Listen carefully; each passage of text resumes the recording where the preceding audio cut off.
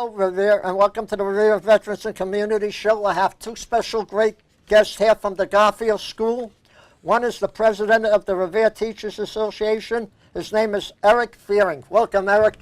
Thank you for taking the time to come out. And the other is a young lady by the name of Gina Garro. She's a special ed teacher. Thank you for coming, Gina. Hi, Morris. Before we start the show, we're going to be talking about charter school and public schools. But before we do that, Erik, tell us a little about yourself. I've been teaching math at the Seacoast School in Revere for 12 years now, and I've been working as the Revere Teachers Association president for the last 3 years, advocating on behalf of teachers and students across the city. The Seacoast School is a place where we have really unique programs that a lot of cities do not to help students who are at risk to drop out of high school finish and move on to a more successful career. Right. Thank you. And you, Gina? Yes, so I'm a special education teacher at the Garfield School. I work with classroom teachers in the regular classroom in first and second grade. I've been at the Garfield almost 20 years. And I am also a member of the I'm a board member of the Mass Teachers Association. And how long have you been doing that? The board, a little over a year. That's great. And I'm also in, of course, the Revere Teachers Association also. Yes. Right, Erik, before we continue, I just want to ask you, what type of math do you teach at the Garfield? It's mostly algebra. I teach freshman and junior algebra and algebra 2 classes. Great. Now we're here to talk about the charter and public schools. Can you tell us the main difference between both of them and why they want to add an additional 12 charter school every year, which they're putting on the ballot? Go ahead. Would you like to talk? Sure. Well, I mean, I think before we even talk about that, maybe we'll talk about the question. So on the ballot, Go right the ahead, second Gina. question on the ballot, which people will be voting for in November, is regarding lifting the cap on charter schools. So currently, there is a cap on how many charter schools there can be in Massachusetts. And this is a question that's really regarding lifting the cap. So it's not about whether we have charter schools or we don't. It's about whether we want to lift the cap so that more money comes from the public school budget and goes to start more charter schools, an increasing number up to 12 a year. And that money will come out of the public school budget and go to charter schools, which are controlled by private boards, private entities, and they're not under the control of the public any longer. So every year they're going to raise 12? I mean, they're going to add 12? There could be up to 12 a year, every year indefinitely with this new proposal. That's a question. Okay, now I want to get back to what is the difference between a charter school and a public school? Mm-hmm. Each one of you can speak on it. Sure. Your traditional public schools are places that are operated by the city and by a school board that's elected officials within a town. They're funded with a combination of money from the state and from the city that the city councils fund through their school committees here in Revere. The public schools accept all of the students in the city. They have obligations to students with disabilities, to students who are just originally learning English, and when they have any surplus money, should they be lucky enough to do that, it rolls over into programs for the next year, or reduces class sizes, or just supplies better materials for the classrooms as time goes on.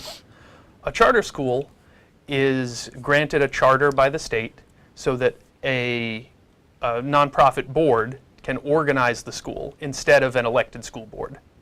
Those boards typically appoint an educational management company who are a contractor for that nonprofit board. And all of the money that would go to the city or town that the students came from instead is passed through to the corporation running that school. And from that level down, it's essentially run as a private enterprise. So if they don't spend all of the money on facilities or teaching staff or materials, then that can be turned into profits for the company running that school. My question is this to you, Erik. The superintendent of the schools for the city of Revere has no authority over a charter school? Absolutely none. That's right. The elected officials, like the school board, appoint a superintendent. The superintendent manages all of the public schools in a city, but a charter school is completely outside that process. They don't have any public oversight, and they can open in cities where the school board, the city council, the voters, the parents don't want a charter school to open. Very good. I mean, it's good to know that. Not very good. Yeah. No, I meant it's not very, Right. but it's good to know that. Right. That's why the people who are listening, the young mothers with the kids getting ready for school and those that are in school, I think they're going to learn a lot from this program. At least I know I am. Good. I'm talking about that. Now, to being a public school teacher, like a math teacher, you had to go to college and get a degree in math and etc. Every teacher that teaches in the public schools, the local public schools, is a certified. Could you Yes. expand on that, Gina? Sure, yes. Every teacher has to be a highly qualified certified teacher. So teachers in public schools have many of them have more than one certification, have multiple certifications, have master's degrees, and need to continually be improving in their education and profession. So every 5 years when we recertify, we have to show that we have taken classes and improved and taken what's called professional development points. So it's an ongoing process of improving our education. So, in other words, if you're teaching math, you have to be certified in math? Yes. And if you're teaching, I don't know, do they teach physics at the Garfield School? The Garfield is it's only kindergarten through- to yeah. grade 8, so Yeah, they don't I have doubt physics it. there. Yeah. They do teach science classes. I meant science, so you have to Require be science. certified in science? Yep, and Yes. at Revere High School or at Seacoast, you would need to be certified in a particular science, So- biology, chemistry, physics. Oh, that's good, because then you're getting good teachers. Now, what about the charter schools? Do the teachers all have to be certified there? They do not. No, they don't. Charter Do not have schools do not need to hire people with teaching licenses, so some of them, to cut costs, don't When you say- necessarily do so. Eric, excuse me, when you said with not teachers' licenses, that means you do not have to have a degree to teach at a charter school? There isn't a requirement Yeah, for there's one. no requirement. The requirement on public school teachers, There is a requirement. yes, Yes. is that they have a license that comes from The various state. processes through the state, and most will also have a master's degree, but that's not required to work at a charter school. Some charter schools will hire very qualified teachers, others will not. If we raise the cap by 12 every year, then the quality of teacher available to staff charter schools could easily drop off. Well, let me ask you, why would a teacher want to go to a charter school instead of a public school? Do they pay more than the public? No.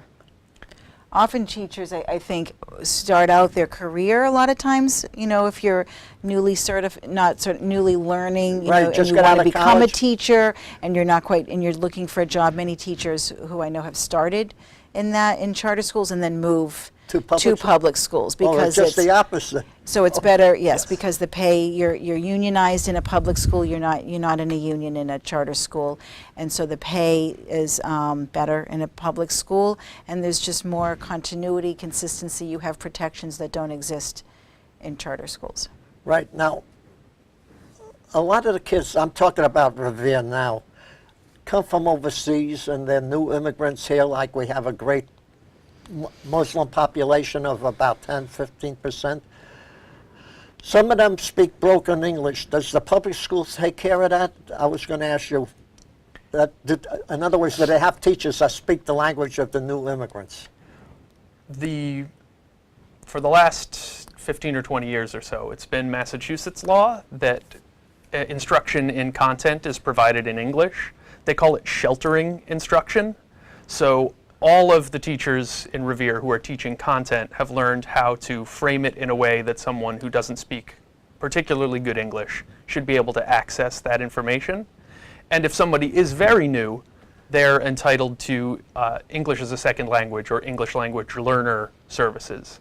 And these are teachers who may not speak the exact language that the student does, but who are specially trained to teach English to those who don't know it In yet. other words, a person that speaks beautiful French or German or Arabic can teach the students, but do they have to be certified or they don't have to be? There's a special certification in English as a second language for those specialist teachers, and then every teacher gets an endorsement to teach students who are just learning English in other subjects. So actually, I think you get a better education in the public schools, really, not to say it, but than the charter schools. Especially if someone has a particular need, like Right. the need to learn English or a disability of some kind. You Right. get very good services from public schools that charters don't necessarily have the capacity for because of their size and commitment to. I know this has mission. nothing to do with charter schools, but there's different types of schools, like parochial schools, magnet schools, and for the people that don't know the difference between the schools, could you, any one of you two, just explain it to our audience? Well, parochial schools are private schools, so families pay private tuition. Right.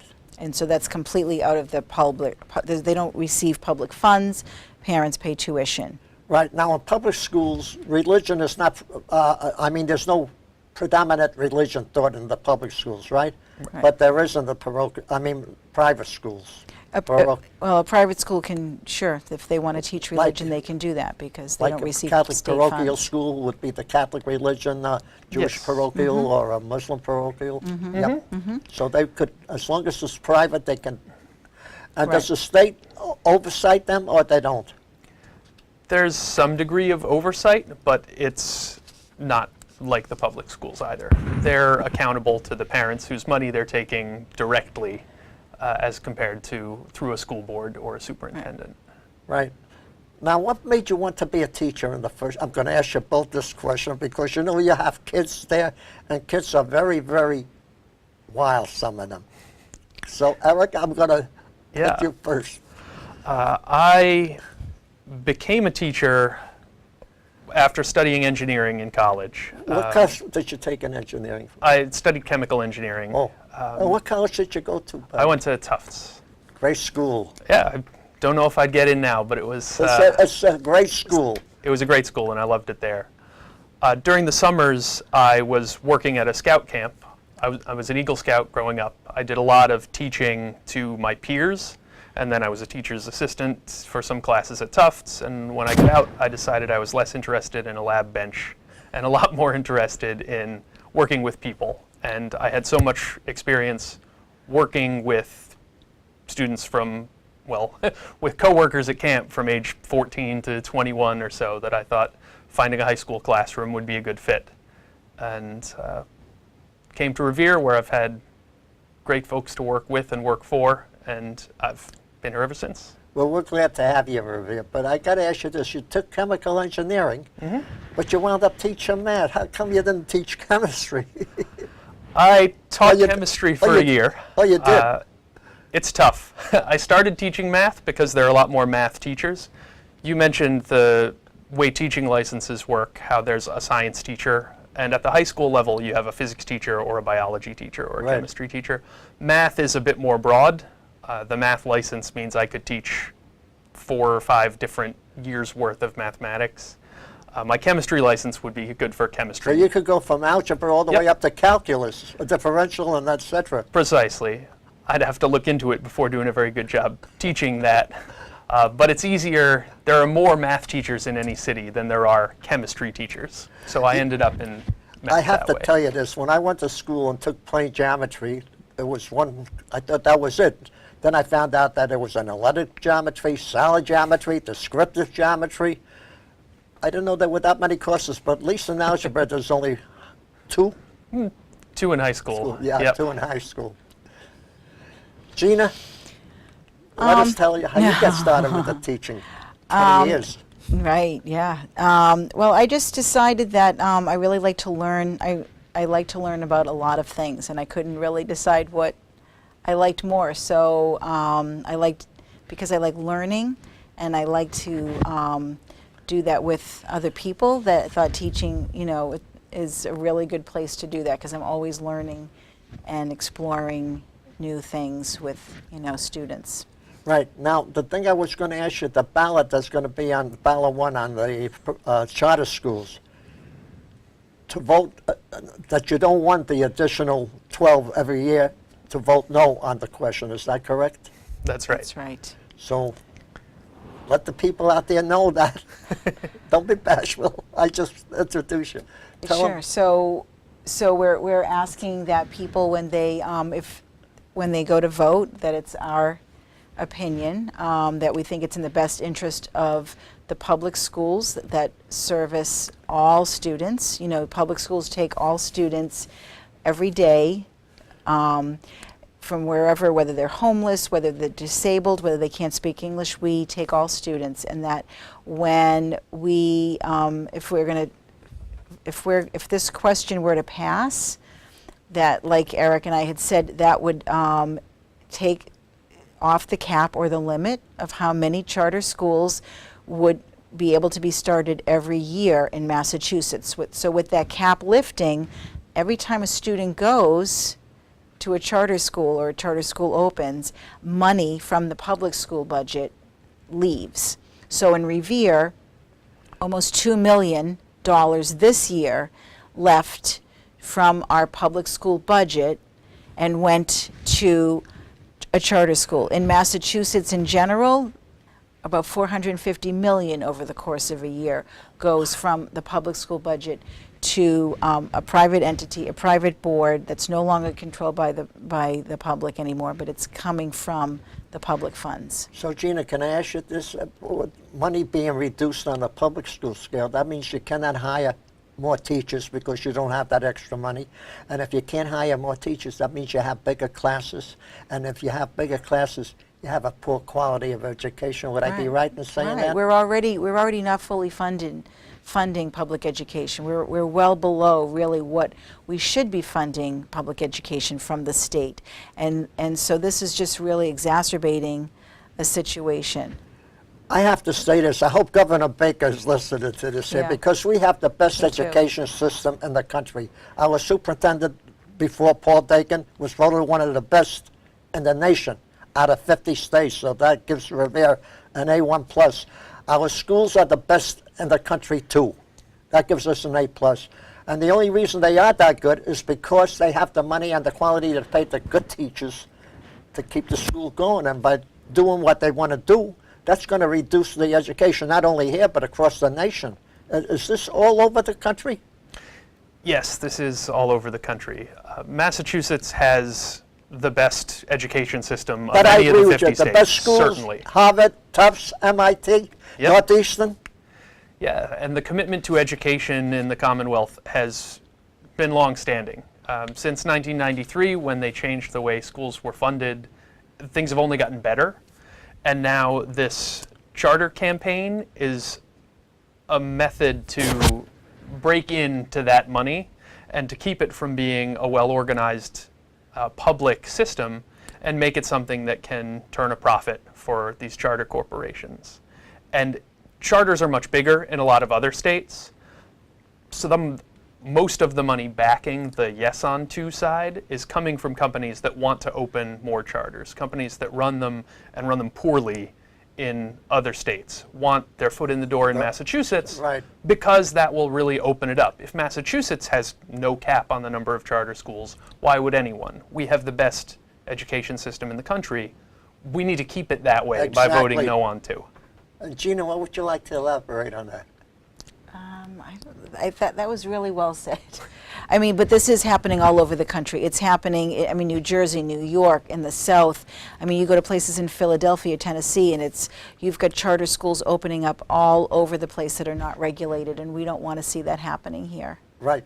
Now, I got to say this. I'm from the old generation. We didn't have all these nice gadgets like this. We had to learn math, and I'm going to stick with you because the long way, you know? We had to do it on paper. I see the kids with the computers now doing the math. What happens? Do they still learn up both ways to do it with or without the computer, or they have to rely on the computer, Erik? They definitely learn it both ways. Oh, they do? By the time they're in high school, it's useful to have them know how to do it on the computer, but every Oh, yeah. fifth grader should still know their times tables and how to write it out with the same algorithms we were always taught. Right. The Common Core gets a bad rap because it teaches drawing things and understanding a little better than just learning how to put your numbers in the right column. But absolutely every student should still learn those basics. And by the way, I just understand, another question I was going to ask you, since the charter schools are not, do they get, if they need computers for their students, like if, in public schools, the state or the city will pay for it. Is that the same for the charter schools, or they have to pay for their own equipment? They pay for their equipment out of the money that comes from each student. Donations and things like that? Sometimes, yeah. We've gotten a lot of technology from grants in Revere.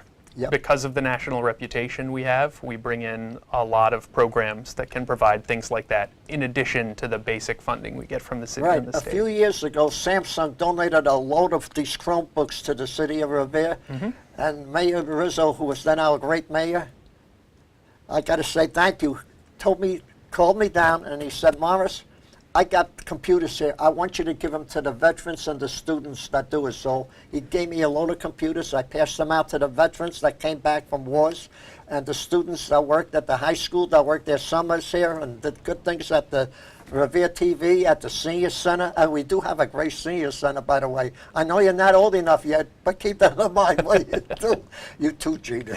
Okay? Thanks. We're going to love to see it come down. I passed them out, and I had a couple of the kids from the high school. They're still in high school. They come over to me and they say, you did the best thing. You know, if you don't know anything, they'll tell you right on Google. I mean, you just type it in.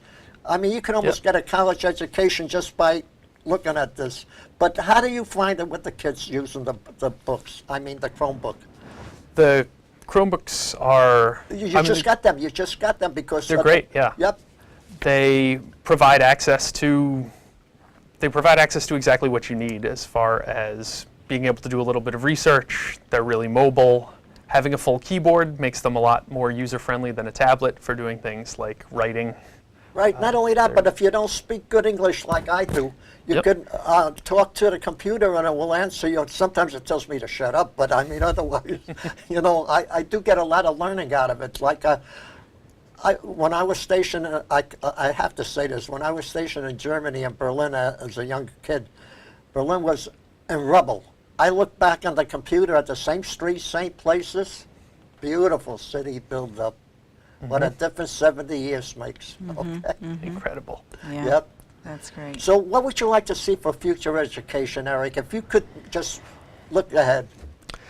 I would like to see us commit to lower class sizes and better facilities for all of our students. We have a lot of new buildings in Revere, but certainly there are some that need more of them.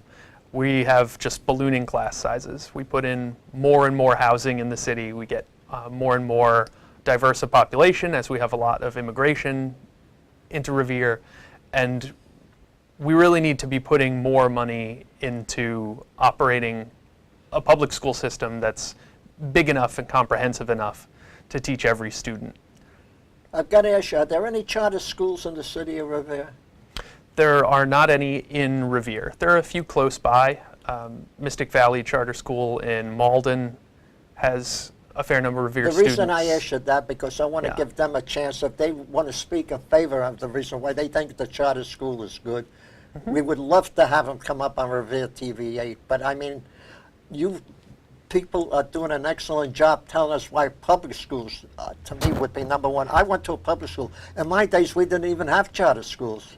We were lucky to even have public schools, really, when I was young. Right. So go ahead, Gina. What would you like to say if you could see the future coming ahead for education?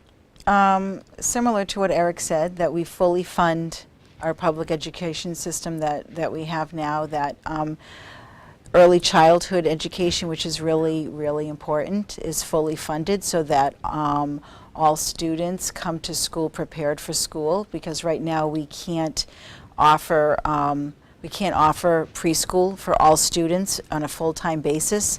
And that's really sad, because then they come to school and they're not really prepared for elementary school. Right, correct me if I'm wrong on this. On a public school, since it has to take every student, if a family has students that are undernourished, do they have meals like lunches and things at the public schools for the kids? Absolutely. Up to we what do. age or right through? The whole way Right up. through, right. At Seacoast, where I teach, we have high school age students. We have universal free breakfast, and we have a lunch Oh, program. you mean they could come as in well. and eat breakfast too? Yep, everybody can come in and eat breakfast at the start of the school day as well. That's at the public schools? Yes. And they don't have to pay anything? No. Nope. Now, let's go to the charter schools. Do they do the same thing, or do they charge there? Or, I don't know, really don't I'm just know. I asking. don't know if they charge. None of the charter schools I'm aware of around So even Revere so- serve universal free breakfast anyway. Okay. There may be some That's available, why I'd but I like to would have someone check. from the charter school come up and I would ask them the same questions that I'm asking Right. you Did you want people. to talk about how students Go ahead, you got 2 perform minutes left, 1 minute You and said it 6 really well seconds, before. and I'll give you a in minute. Go public ahead, Eric. versus The note on performance of students, there isn't really a difference between the education that a student gets in a public school and in a charter school. I think we obsess a little too much about test scores and the accountability based on a snapshot of one day in a student's school year. And the fact is that it comes out the same whether the students are at a charter school or in the public schools.